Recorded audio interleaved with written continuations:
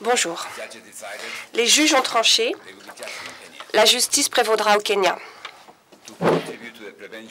Pour contribuer à la prévention des crimes lors des prochaines élections, il nous faut agir rapidement.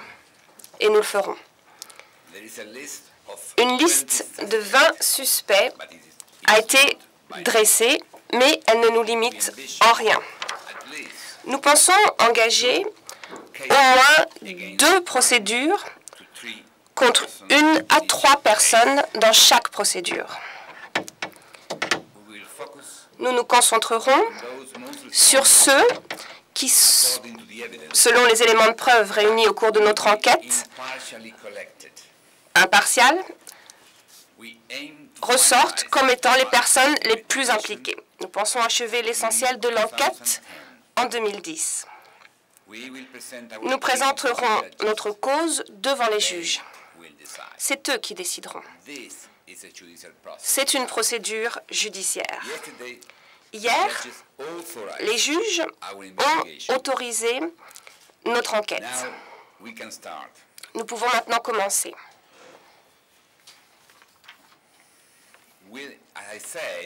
Comme je viens de le dire, nous tenterons de mener une enquête rapide. Nous pensons présenter un échantillon représentatif des crimes commis. Nous pensons qu'il y aura au moins 2 affaires de présenter et que 1 à 3 personnes seront accusées dans le cadre de chaque affaire. Le bureau va se concentrer sur les personnes les plus responsables selon les éléments de preuve qui ressortiront de notre enquête indépendante et impartiale. Comme vous le savez, le bureau a présenté une liste de 20 hommes politiques et hommes d'affaires aux juges. Il s'agit de personnes qui appartiennent ou qui sont associées aux 2 partis, le PNU et l'ODM. Comme vous le savez, cette liste est purement indicative. Elle ne nous limite en rien. Il ne s'agit que des noms signalés par la commission d'enquête au Kenya. Nous devons réunir les éléments de preuve qui nous permettront de choisir les noms des personnes qui pourront être poursuivies. Nous n'en sommes qu'au début. Nous sommes tenus d'enquêter à charge et à décharge. De cette manière, les personnes soupçonnées peuvent demander à être auditionnées par mon bureau afin de fournir les explications qu'elles pourraient estimer nécessaires. Nous nous engageons à respecter les droits des suspects.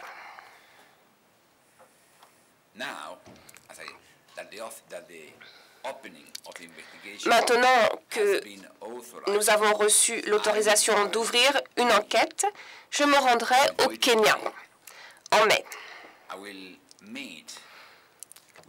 pour rencontrer ceux qui ont souffert, ceux qui ont été victimes de crimes.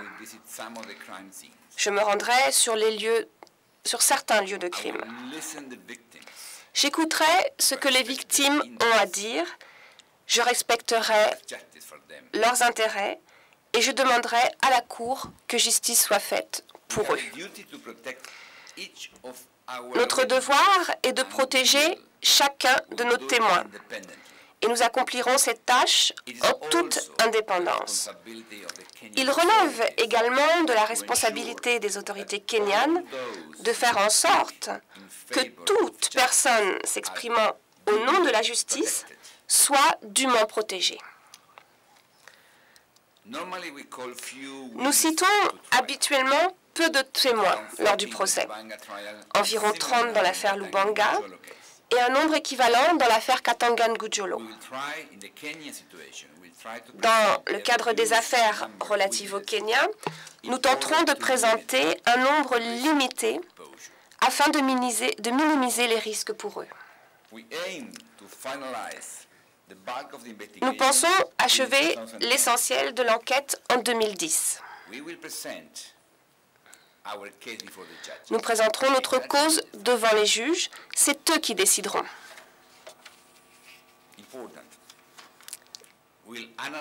Cela est important. Nous évaluerons la manière la plus efficace d'assurer la comparution des suspects devant la Cour. Nous avons plusieurs possibilités. Nous pouvons demander un mandat d'arrêt. Nous pouvons demander un mandat d'arrêt sous scellé ou une assignation à comparaître si les suspects affichent leur volonté de coopérer et accepter volontairement de comparaître devant les juges. Il appartiendra alors à nouveau aux juges de décider. Pour terminer mon intervention et vous laisser poser des questions, je voulais vous rappeler qu'il s'agit d'une procédure judiciaire qui sera menée avec les Kenyans, pour les Kenyans et avec l'ensemble des communautés du Kenya. La CPI est la Cour du Kenya. Nous faisons partie du système judiciaire kenyan soutenu par 111 pays. Nous aiderons les dirigeants kenyans, qu'il s'agisse de femmes, de jeunes, de chefs de tribus, d'autorités judiciaires, politiques. Tous ont un rôle à jouer. Mon devoir est de les comprendre, de les respecter. Avec eux, je veux pouvoir analyser comment empêcher que les violences se reproduisent. Le 50e anniversaire de l'indépendance du Kenya arrive.